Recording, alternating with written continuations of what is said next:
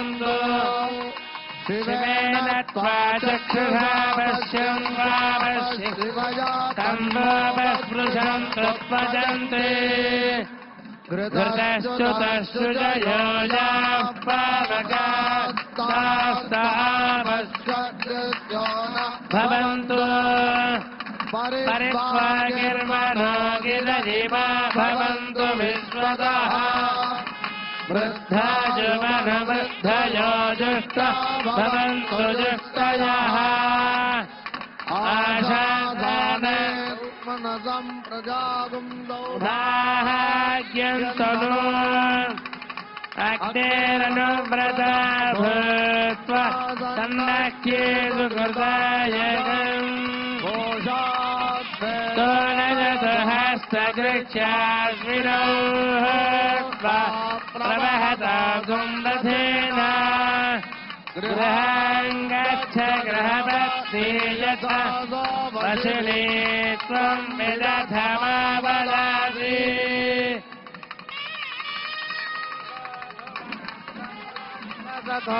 देवान् मनुष्योरगान् संस्थातं करुणानिधे करुणया वार्तां जययो कौसल्यानि जगर्भवृते जन्मन्यसाधारणे जाते श्रीरघुनायकस्य जननं देयादिदं मङ्गलम् विलासनयुगं कामं कामं सुखं विख्यातं भुवनत्रये हरधनुर्भक्तिकृतं लीलया विश्वामित्रपराशरादिमुनिभिस्तत्सन्निधानाञ्चितम् सीताराघवयोर्विवाहसमये यादिदं मङ्गलम्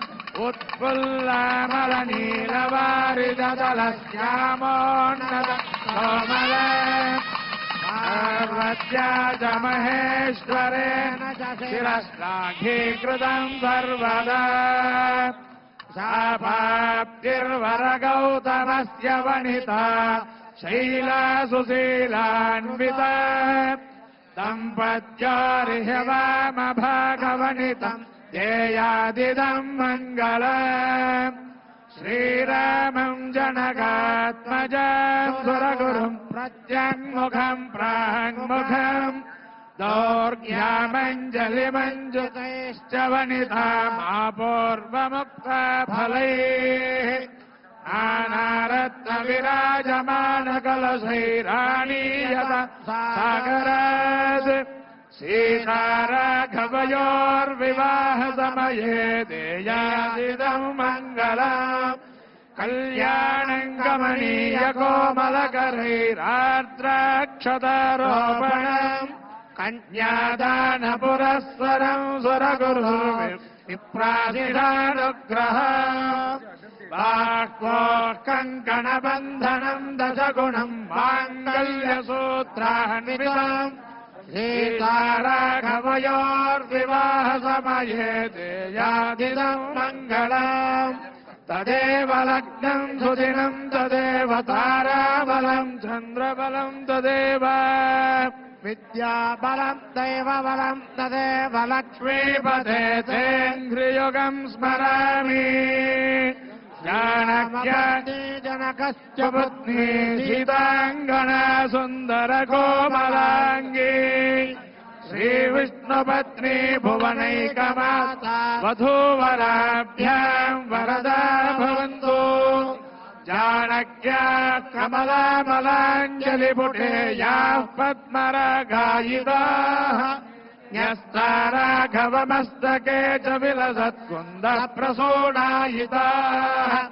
हस्तास्यामलकायकाञ्जिगलिता या इन्द्रनीलायिताः मुक्तास्ताश्रुभदा भवन्तु भवताम् श्रीरामवैवाहिका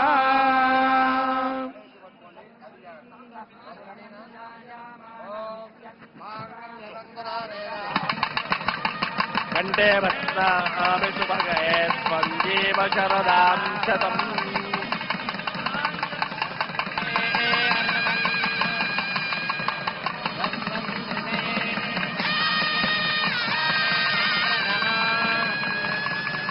विद्याबलं दैव बलं तदेव लक्ष्मीपते ते क्षितिं स्मरामि सुमोः वरुणाध्रुवं इन्द्रस्य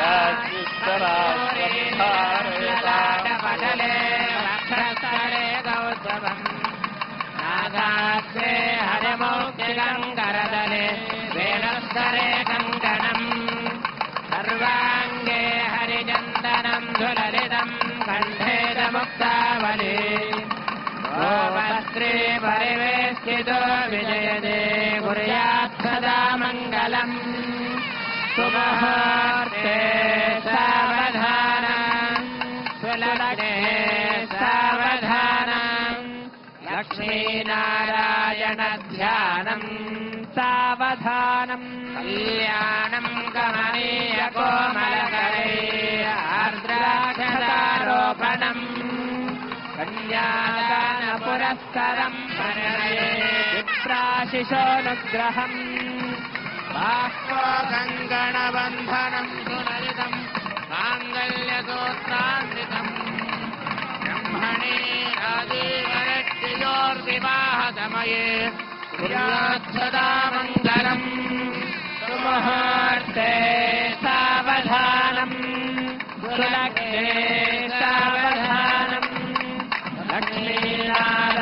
लक्ष्मीनारायणध्यानम् सावधानम् मधुवैरवः प्रमथिने मोहिने साधूम्रेक्षणदण्डमुण्डमहिने जारक्तबीजाशने शक्तिशुम्भनिजम्भमदने या सिद्धलक्ष्मी परा सा चण्डी नवकोटिमूर्तिसहितम् कुर्यात् सदा मङ्गलम्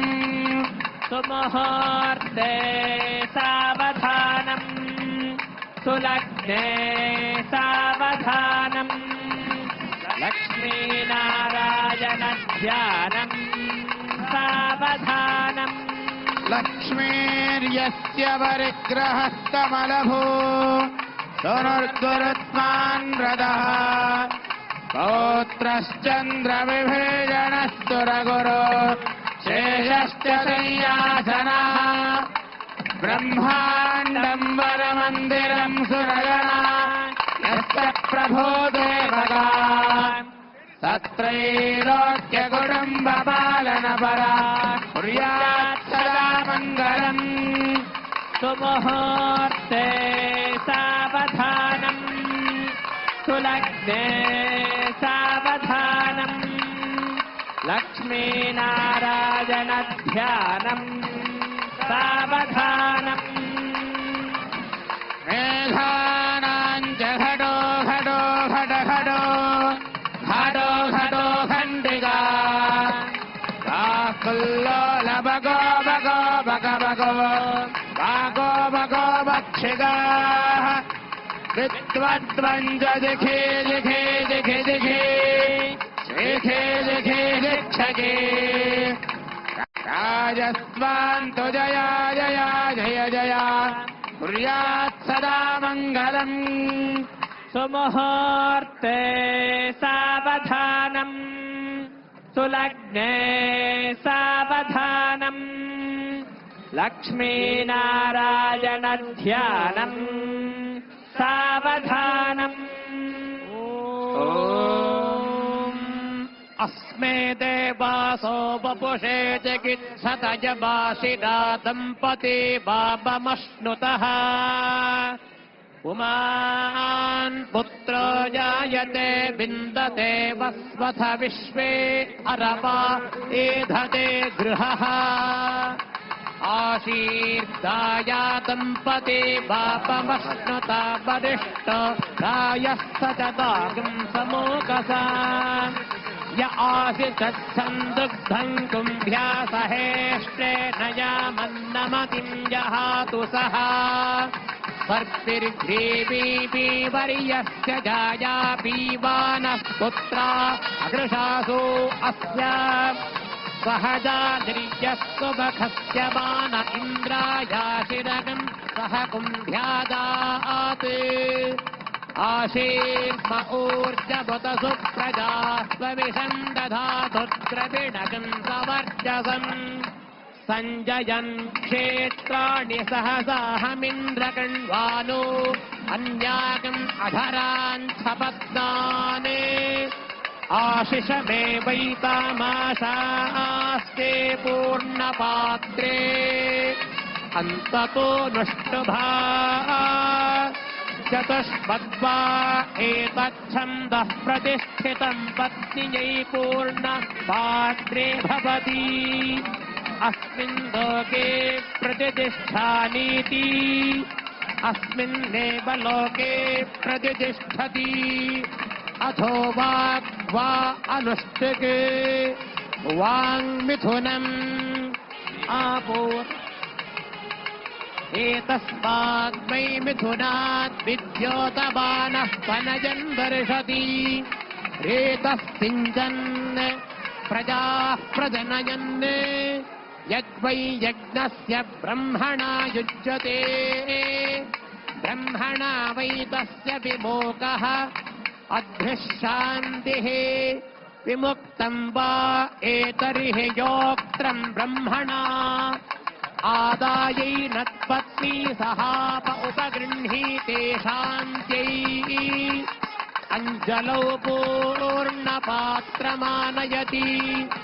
रेत एवास्याम् प्रजाम् दधाति प्रजया हि मनुष्यः पूर्णः मुखम् विमृष्टे अवबृहत्केव रूपम् ॐ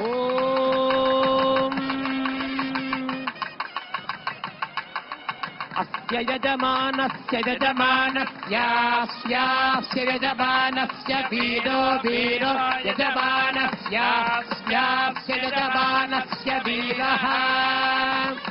यजमानस्य वीरो वीरो यजमानस्य यजमानस्य वीरो जायताम् जायताम् वीरो यजमानस्य यजमानस्य वीरो जायताम् वीरो जायताम् जायताम् वीरो वीरो जायताम् निकामे निकामे निकामे निकामे जायताम् वीरो वीरो जायताम् निकामे निकामे जायताम् निकामे निकामे जायताम् जायताम् निकामे निकामे नो नो निकामे निकामे ಆಗಂತೂ ಶುಭ ಕೋರ್ತಾ ಇರುವಂತಹ ದೃಶ್ಯಗಳು ನೀವು ನೋಡ್ತಾ ಇರಬಹುದು. ಹಾಗೆ ಉತ್ತರ ಭಾರತ ಹಾಗೆ ದಕ್ಷಿಣ ಭಾರತ ಶೈಲಿಯ ಅಡುಗೆಯನ್ನ ಕೂಡ ಈ ಒಂದು ವಿವಾಹ ಮಹೋತ್ಸವದಲ್ಲಿ ಮಾಡಲಾಗಿರುವಂತದ್ದು. 60,000ಕ್ಕೂ ಅಧಿಕ ಜನರಿಗೆ ಇಲ್ಲಿ ವ್ಯವಸ್ಥೆಯನ್ನ ಮಾಡಲಾಗಿದೆ. 16 ಬಗೆಯ ಸಿಹಿ ತಿಂಡಿಗಳನ್ನ ಇಲ್ಲಿ ಮಾಡಲಾಗಿರುವಂತದ್ದು. ಜನಾರ್ದನ ರೆಡ್ಡಿ ಅವರ ಮಗಳು ಆದಂತಹ ಬ್ರಹ್ಮಣಿ ಅವರ ವಿವಾಹ ಮಹೋತ್ಸವ ನೆರವೇರ್ತಾ ಇದೆ ಅರಮನೆ ಮೈದಾನದಲ್ಲಿ. ಇದಕ್ಕೆಂದು ಶ್ರೀನಿವಾಸ ಕಲ್ಯಾಣ ಮಂಟಪವನ್ನ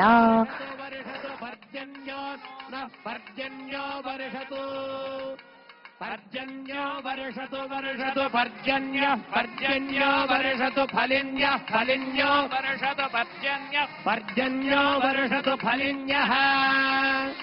वर्षतु फलिन्यः फलिन्यो वर्षतु वर्षतु फलिन्यो नः फलिन्यो वर्षतु वर्षतु फलिन्यो नः फलिन्यो नः फलिन्यः फलिन्यो ओषधय ओषधयो नः फलिन्यः फलिन्यो न ओषधयः न ओषधय ओषधयो नो न ओषधयः पच्यन्ताम् पच्यन्ताम् न ओषधय ओषधयः पच्यन्ताम् ओषधयः पच्यन्ताम् पच्यन्तामोषधय ओषधयः पच्यन्ताम् योगक्षेमो योगक्षेमः पच्यन्तामोषधय ओषधयः पच्यन्ताम् योगक्षेमः पच्यन्ताम् योगक्षेमो योगक्षेमः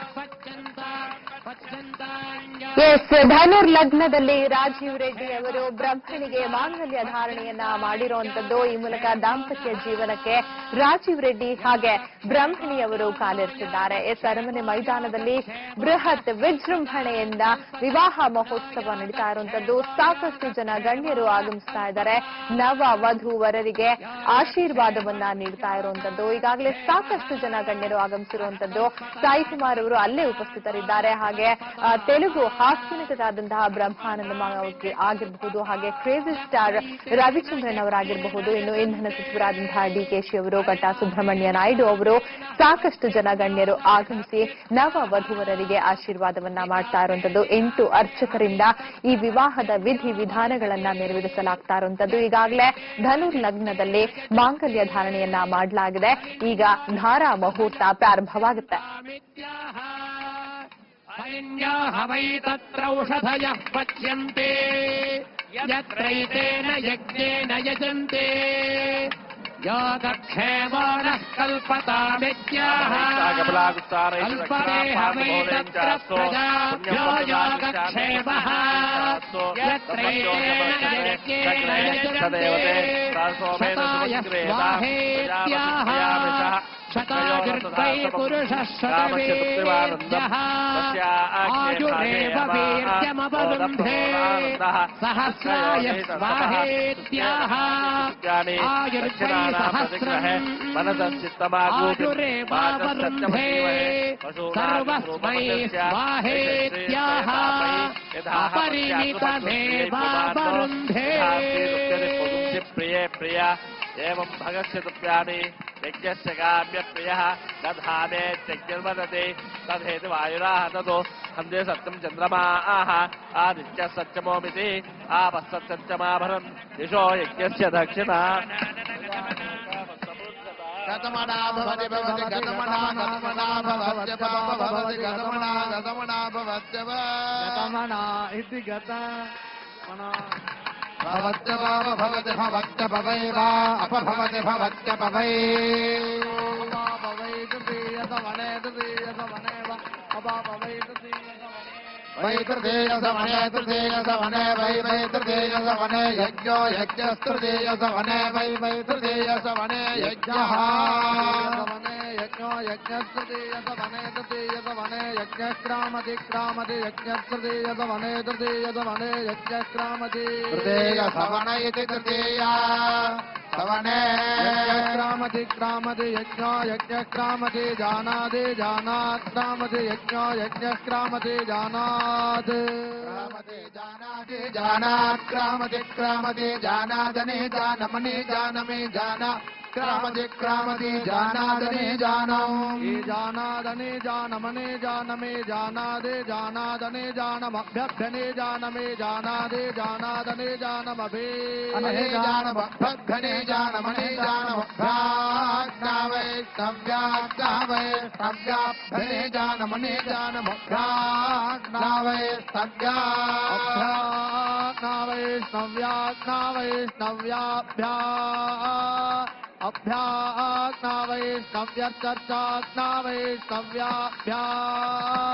अभ्याज्ञावै स्तव्यर्चाज्ञावै स्तव्यचर्चाज्ञावै स्तव्याज्ञावै स्तव्यर्चा घृतस्य घृतश्चर्चाज्ञावै स्तव्याज्ञावै स्तव्यर्चा घृतस्य आज्ञावै स्तव्येत्याज्ञा वैष्णव्या घृतस्य घृतस्यर्चर्चा घृतस्य यजति यजति घृतस्यर्चर्चा घृतस्य यजति यजति यजति घृतस्य घृतस्य यजत्यग्निरग्निर्यजति घृतस्य घृतस्य यजत्यग्निः यजत्यग्निरग्निर्यजति यजत्यग्निः सर्वा सर्वा अग्निर्यजति यजत्यग्निः सर्वा अग्निः सर्वा सर्वा अग्निरग्निः सर्वा देवता देवता सर्वा अग्निरग्निः सर्वा देवता सर्वा देवता देवता सर्वा सर्वा देवता विष्णुर्विष्णुर्देवता सर्वा सर्वा देवता विष्णु देवता विष्णुर्विष्णुर्देवता देवता विष्णुर्यज्ञो यज्ञो विष्णुर्देवता देवता विष्णुर्यज्ञः विष्णुर्यज्ञो यज्ञो विष्णुर्विष्णुर्यज्ञो देवता देवता यज्ञो विष्णुर्विष्णुर्यज्ञो देवता यज्ञो देवता देवता यज्ञो यज्ञो देवताश्च देवता यज्ञो यज्ञो देवताश्च देवताश्च देवता देवताश्चैवैव च देवता देवता चैव चैव यज्ञै यज्ञमेव च चैव यज्ञम् एव यज्ञै यज्ञमेवैव यज्ञम् च यज्ञमेवैव यज्ञम् च यज्ञै यज्ञम् च दाधार दाधार च यज्ञै यज्ञम् च दाधार दाधार दाधार च दाधारो पागुंसो पागुंसु दाधार च दाधारो पागुंसो दाधारो पागुंसो पागुंसु दाधार दाधारो पागुंसु यजति यजत्य पागुंसु दाधार दाधारो पागुंसु यजति पागुंसु यजति यजत्य पागुंसो पागुंसु यजति मिथुनत्वाय मिथुनत्वाय यजत्य पागुंसो पागुंसु यजति मिथुनत्वाय उपादिस्मित्युपा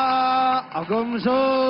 मिथुनत्वाय मिथुनत्वाय यजति यजति मिथुनत्वाय ब्रह्मवादिनो ब्रह्मवादिनो मिथुनत्वाय यजति यजति मिथुनत्वाय ब्रह्मवादिनः मिथुनत्वाय ब्रह्मवादिनो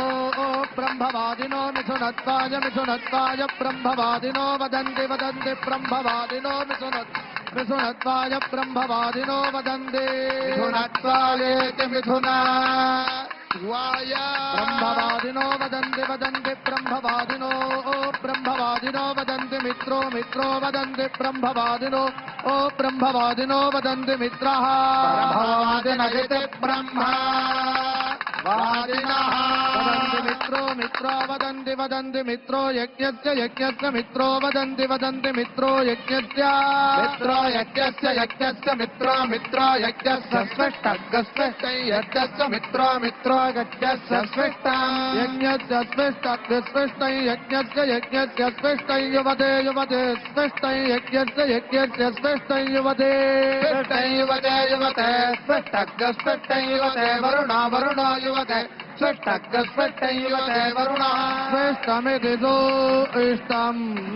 युवते वरुणो वरुणो युवते युवते वरुणो दुरिष्टं दुरिष्टं वरुणो युवते वरुणो दुरिष्टं वरुणो दुरिष्टं दुरिष्टं वरुणो वरुणो दुरिष्टं क्वा अक्वदुरिष्टं वरुणो वरुणो दुरिष्टं क्वा दुरिष्टं क्वा अक्वदुरिष्टं दुरिष्टं क्वदरिः करिः क्वदुरिष्टं दुरिष्टं क्वदरिः दुरिष्टमिति दुः इष्टम् क्वदरिः दरिः क्वा अक्वदरिः यज्ञो यज्ञस्तरिः क्वा अक्वदरिः यज्ञः तरिः यज्ञो यज्ञस्तरिः तरिः यज्ञः क्वा अक्वयज्ञस्तरिः तरिः यज्ञः क्वा यज्ञः क्वा अक्वयज्ञो यज्ञक्व यजमानो यजमान अक्वयज्ञो यज्ञक्व यजमानः यजमानो यजमानः क्वा अक्वयजमानो भवति भवति यजमानः क्वा अक्वयजमानो भवति यजमानो भवति भवति यजमानो यजमानो भवतीति भवति यजमानो यजमानो भवतीति भवतीति भवति भवतीति यद्यदिति भवति भवतीति यत् यद्यदिति यन्मयित्रावरुणे मयित्रावरुणे यदिति यन्मयित्रावरुणे मयित्रावरुणे मयित्रावरुणे यद्यन्मयित्रावरुणे वशां वशां मयित्रावरुणे यद्यन्मयित्रावरुणे वशां मयित्रावरुणे वशां वशां मयित्रावरुणे मयित्रावरुणे वशामालभत आलभते वशां मयित्रावरुणे मयित्रावरुणे वशामालभते मयित्रावरुणेमिति मयित्रावरुणे वशामालभत आलभते वशां वशामालभते मित्रेण मित्रेणालभ वशामालभते मित्रेण आलभते मित्रेण मित्रेणालभत आलभते मित्रेणैवैव मित्रेणालभत आलभते मित्रेणैव आलभत मित्रेणैवैव मित्रेण मित्रेण मित्रेणैव यज्ञस्य यज्ञस्यैव मित्रेण मित्रेणैव यज्ञस्य एव यज्ञस्य यज्ञस्यैवैव यज्ञस्य स्पृष्टै यज्ञस्यैवैव यज्ञस्य स्पृष्टम्